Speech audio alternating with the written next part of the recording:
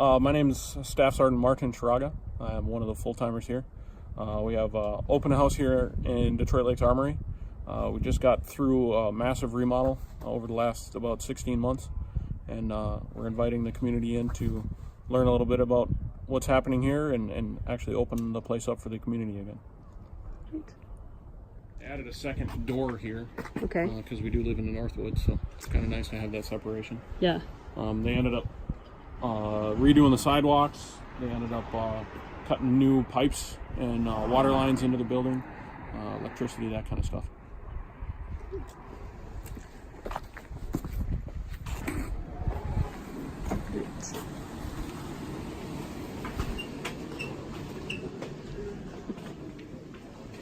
Not too much has changed in here. They did clean up the bathrooms and remodel those. And then we actually have a private entrance for the recruiter, so they can have separate meetings. And the main office isn't changed too much, but they did add a nice private office for the readiness NCO, and all the lights, ceiling tiles, HVAC system, all upgraded and energy efficient.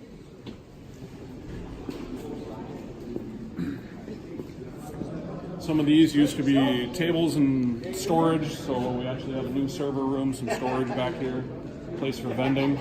And then further in the back they have classrooms for so we can separate soldiers and do training. They ended up moving the weight room back there so soldiers can come in and actually train, weight lift, exercise. How many soldiers are actually trained here, go through here? So we have about 180 soldiers on our roster. Every single weekend we do have training.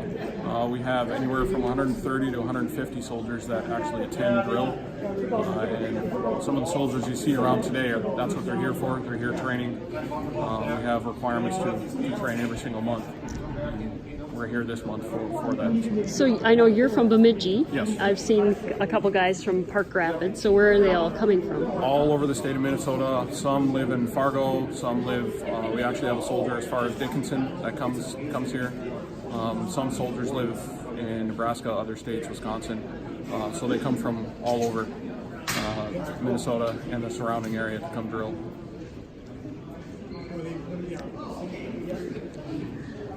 We have the Family Assistance Center. She's got her own office here.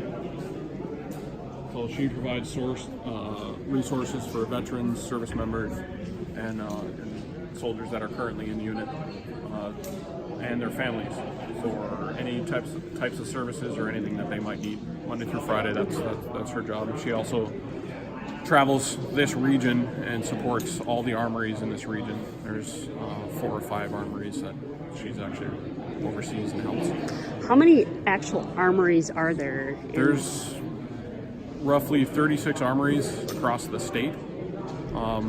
In this northwest region, we've got about 6. So we're pretty spread out up here in the north. Something they did inside of here, they cleaned up the floor. Actually, took a layer off the floor, repainted the floor, resealed it, and you can see on the ceiling there's HVAC system. They have sound absorption, and they insulated the exterior walls, so you can see the walls for out a little bit. So that'll help with energy consumption.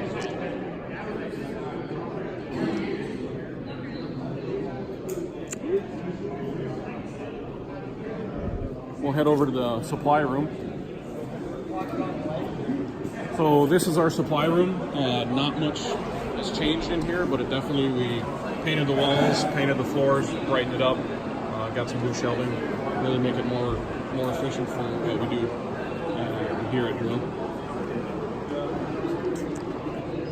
And then the biggest change that happened here in the Armory is actually the new restroom facility. They've actually have a full shower, locker room, and bathrooms for both male and female. That entire side of the Armory was gutted and rebuilt. We have 4 soldiers on the books right now that are female. With the Army opening up the combat positions to females, we're we're slowly integrating those that want to join the infantry into the unit. They had a couple different rooms over here. Okay. And this whole thing is now lockers.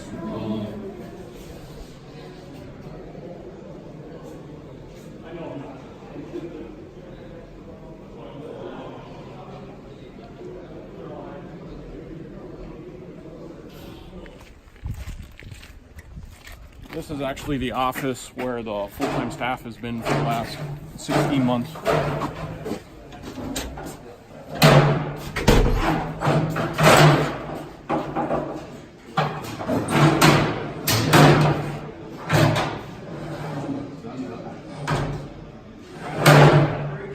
So we have 4 of these vehicles in here. They're M2, A2, ODS, SA model Bradley fighting vehicle. These are upgraded from what we used to have about 10 years ago. A lot better performance, a lot more information. The SA stands for situational awareness. So soldiers that are riding in the back, there's a lot more information coming into the vehicle, so they can listen and they can hear a lot better. They can see what's going on and understand what's going on the battlefield.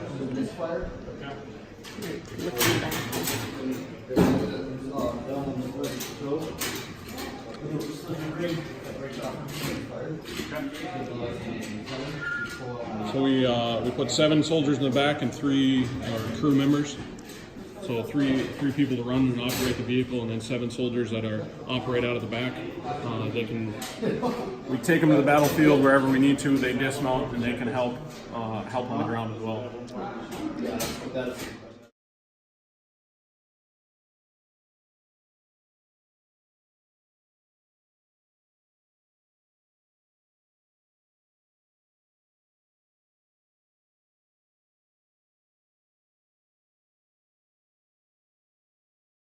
Because as soon as it warms up, we're out in the field, we're driving, we're shooting, all that kind of stuff. So we spend most of the winter months training, doing the administration stuff, and prepping for our field maneuvers.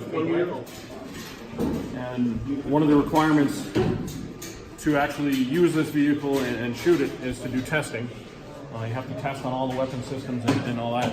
So you'll see soldiers moving around, carrying things, that kind of stuff. That's what they're doing. They're tested out, their time, and there's certain requirements that they have to complete before we can go shoot all of this live.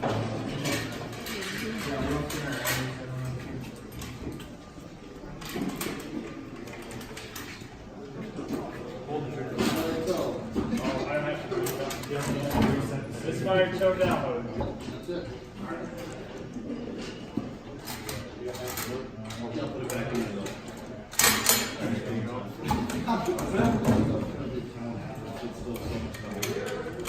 So we have an entire sheet of requirements that everyone is supposed to complete. They go through, they get scored, they get tested.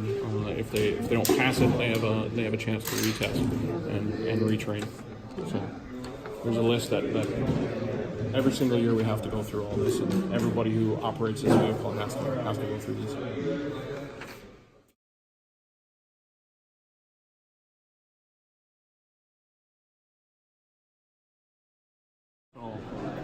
These are our computer simulators. It acts just like the vehicle does. All the sights, all the controls are the same as what we have inside the turret. So we're required to go through and perform functions on the simulator prior to, again, actually getting in the vehicle and shooting live rounds. It gets more practice. It doesn't take up range time. We can pack this up and take it anywhere with us. 700 meters. Fire. On the way. Lead him. Fire. On the way. Delta right, shift left. There you go. Fire. On the way. Target. Cease fire. Typically, we have our Bradley commander, our gunner, and then the driver helps operate the computer. Obviously, typically they drive the vehicle.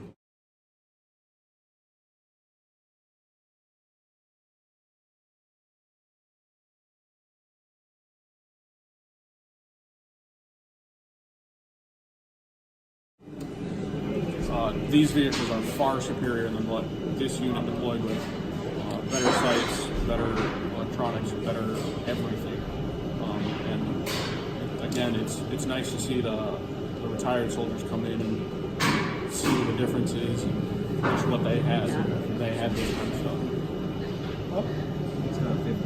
How many in this unit here today have been deployed?